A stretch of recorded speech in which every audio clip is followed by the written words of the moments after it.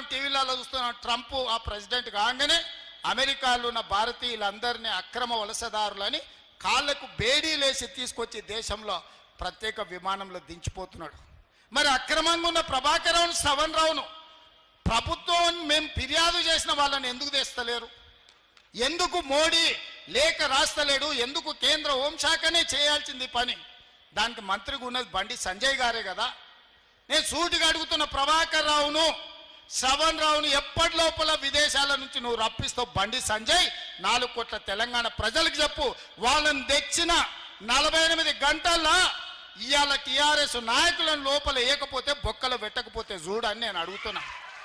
ఇవాళ టాపింగ్ చేసిన దొంగల్ని అమెరికాలో దాచిపెట్టి మీరు ఢిల్లీకి పిలుచుకొని సీకట్ల హరీష్ రావుతో, కేటీఆర్తో మాట్లాడి ఒప్పందాలు చేసుకున్నది మీరు. ఇవాళ మీరా మా గురించి మాట్లాడేది? ఇవాళ టెలిఫోన్ ట్యాపింగ్ లీడ్ ఉన్న వాళ్ళందరినీ 10 నెలలైంది లోపలేసి. నిన్న మన బెయిల్ వచ్చింది.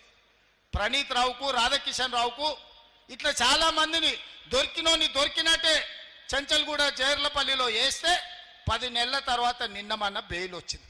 హరీష్ రావు మీద కేసు పెడితే హరీష్ రావు కోర్టుకు పోయి కోర్టులో ఇవాళ ఆర్డర్ తీసుకొచ్చిండు, అరెస్టు చేస్తామని. నన్ను అరెస్టు చేయొద్దని హరీష్ రావు కోర్టు నుంచి ఆర్డర్ తెచ్చుకున్నాడు. మరి బండి సంజయ్ గారు, నీ శాఖలో ఉన్న, నీ శాఖకే అమెరికా గవర్నమెంట్కు రాసి రప్పించాల్సిన ప్రభాకర్ రావును, శ్రవణ్ రావును ఎప్పుడు తెస్తావని నేను అడుగుతున్నా.